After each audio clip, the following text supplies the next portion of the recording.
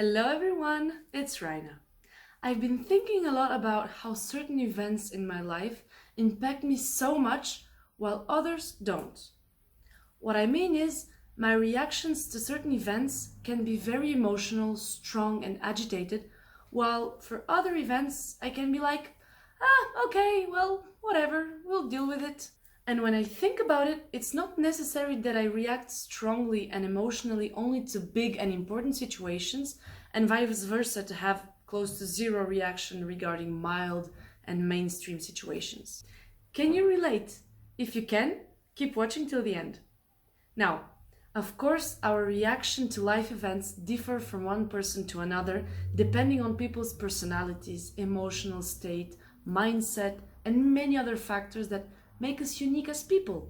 Basically, one's reactions to the same situation can differ depending on one's personal emotional state and mindset. Let me tell you a story. I used to be bullied a lot at school. I'll talk about it some more maybe in the future.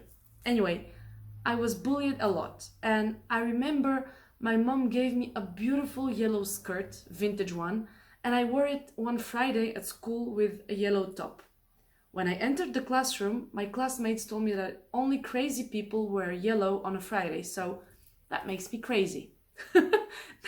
Now that I say it, it sounds ridiculous, but at that time I was an insecure teenage girl who was bullied all the time, and so that really hurt me. The whole day my classmates made fun of me, so I decided that I was never going to wear that skirt anymore or to wear yellow because I want to avoid being harassed again, or at least for that.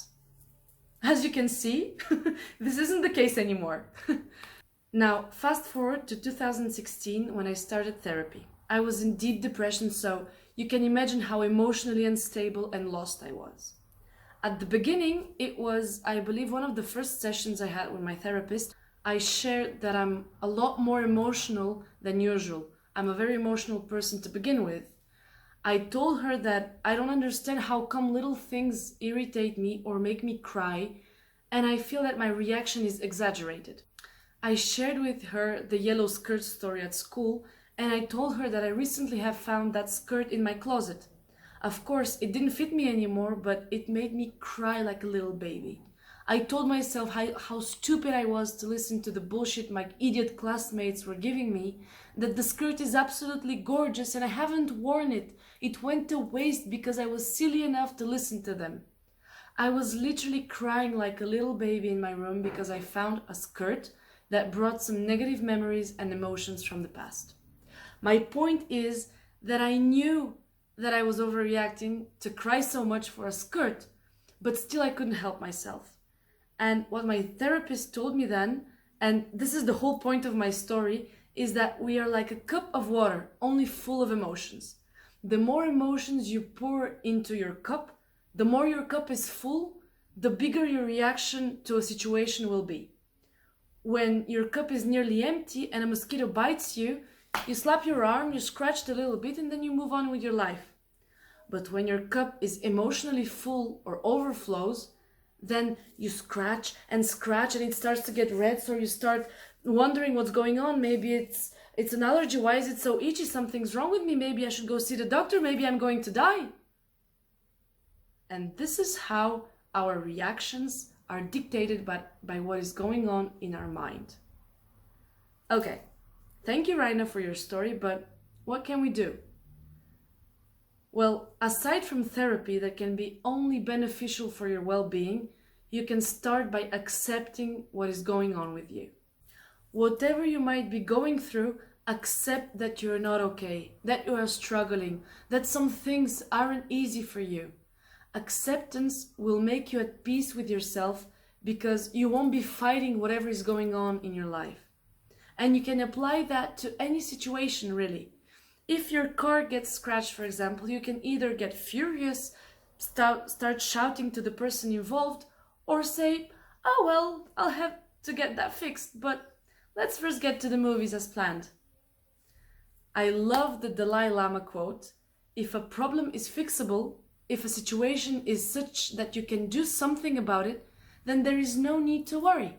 If it's not fixable, then there is no help in worrying. There is no benefit in worrying whatsoever. In other words, take a situation. Can you do something about it? No. Then why worry? Yes. Then why worry? But in order not to worry, you need to accept the situation, be it something external or something internal that is bothering your mind. Look, let me tell you this way. The situation isn't the way it should be. The situation isn't the way it used to be. The situation isn't the way it will be. The situation isn't the way you want it to be. The situation is the way it is. You can replace situation with any person, any emotion, or even yourself. Your emotions aren't the way you want them to be. Your emotions aren't the way your partner or your parents want them to be. Your emotions aren't the way they were or the way they will be. Your emotions are the way they are today. Accept that. There is absolutely nothing wrong with that. And don't let anybody judge you for the way you feel. Now, once you have accepted that, yes, you are struggling with depression and anxiety, for example, it will be way easier for you to acknowledge it and to seek help or professional help. I know it can be very difficult to accept some situations or to accept your emotions, but trust me, it's worth the effort. What do you think? Have you found yourself in a situation that made you overreact? And have you thought about the reasons behind it? Has acceptance helped you? Please let me know in the comments down below. I'd really love to read your stories and your thoughts about this topic. Thank you so much for watching this video. Please give me a thumbs up if you found it helpful and don't hesitate to share it around. If you haven't subscribed to my channel, please consider subscribing and make sure you click on that notification bell so you won't miss my next video. And until then, take care of yourselves both physically and mentally. Bye!